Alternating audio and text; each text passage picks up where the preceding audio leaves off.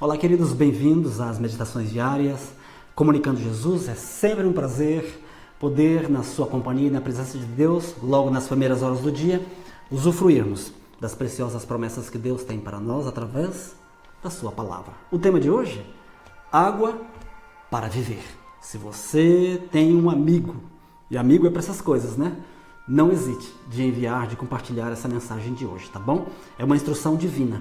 Que Deus possa te abençoar, que você possa aproveitar, mas também compartilhar com outros. Inscreva-se nesse canal para que nós possamos ficar mais fortes em Cristo Jesus, tá bom? Água para viver, verso bíblico, encontra-se no livro de 1 Coríntios, capítulo 6, versículo 19. 1 Coríntios 6, versículo 19. Será que vocês não sabem que o corpo de vocês é templo do Espírito Santo? Que vive em vocês e lhes foi dado por Deus? Vocês não pertencem a vocês mesmos, mas a Deus. Queridos, o corpo humano não foi feito para ficar parado ou confinado. Precisamos exercitar os músculos, embora nos mínimos movimentos. Precisamos da luz do sol, da brisa, do vento. Precisamos de transpirar para eliminar toxinas. Precisamos de alongar e de praticar pelo menos um esporte regularmente para não atrofiarmos. Quanto aos órgãos do corpo e sua vida útil, cada um deles dependerá de como nos alimentaremos. E mais, como valorizaremos a água em nosso corpo. 70%, queridos, do nosso corpo é composto por água. Isso quer dizer que se cortarmos 100 gramas do tecido do nosso corpo e colocarmos para secar, teremos um resultado final de 30 gramas. E as outras 70 foram para onde? Evaporaram. Eram água. A água é uma substância mais importante, tá bom? A água é a substância mais importante no corpo após o sangue. E é a água que controla a reação boa ou má do corpo humano. Quando falamos, usamos a água em forma de saliva. Quando piscamos, pensamos melhor se o nosso cérebro estiver bem irrigado, a nossa pele ela é mais bonita se estiver bem hidratada. Portanto, nenhum outro órgão do corpo trabalharia bem se não fosse o poder da água. Parece até que somos movidos pela água.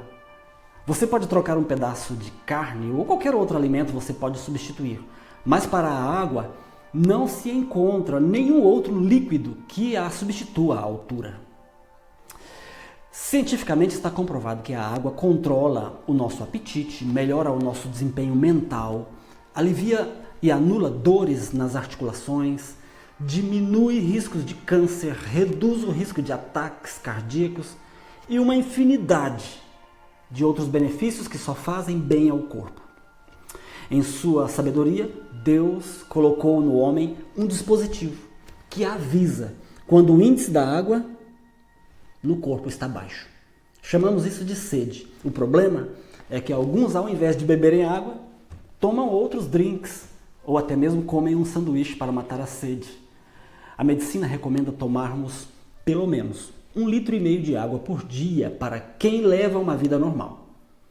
Mas se vivemos em um ambiente agitado, transpiramos muito, devemos beber bem mais para compensar a perda. Muitas pessoas buscam auxílio nos remédios ao sentirem canseira, desânimo, enfado, sem imaginar que a causa de algumas doenças dessa natureza é a falta de água. Por negligenciarmos o uso da água, contraímos ao longo do tempo as pedras nos rins, infecções urinárias, sobrecarga dos rins e do fígado.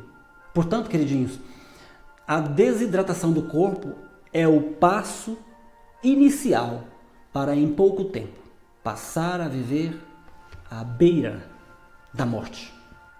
A desidratação do corpo humano é uma ameaça tão séria à vida como é uma pandemia ou um acidente. A qualquer momento, o corpo pode entrar em um colapso por viver com o mínimo de água por tanto tempo. O corpo é uma máquina perfeita, mas não é por ser perfeita que devemos usar e abusar da sua capacidade de adaptação. Esse templo não nos pertence.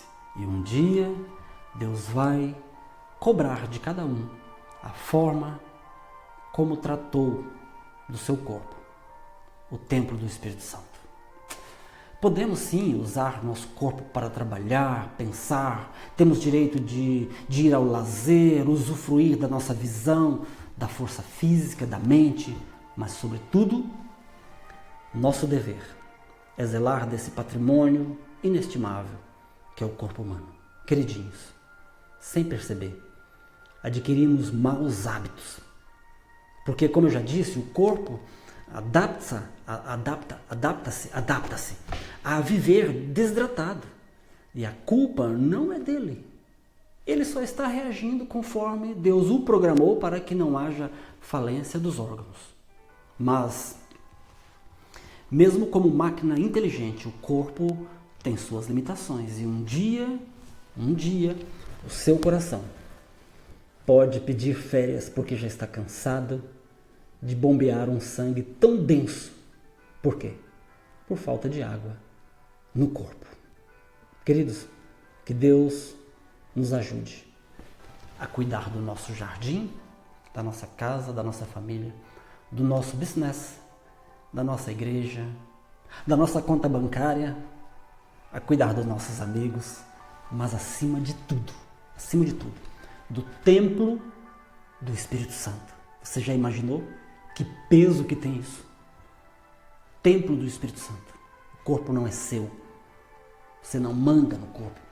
Eu não tenho direito de usar e abusar do corpo, de mutilar o corpo, de não alimentar ou de não abastecer o corpo com água suficiente.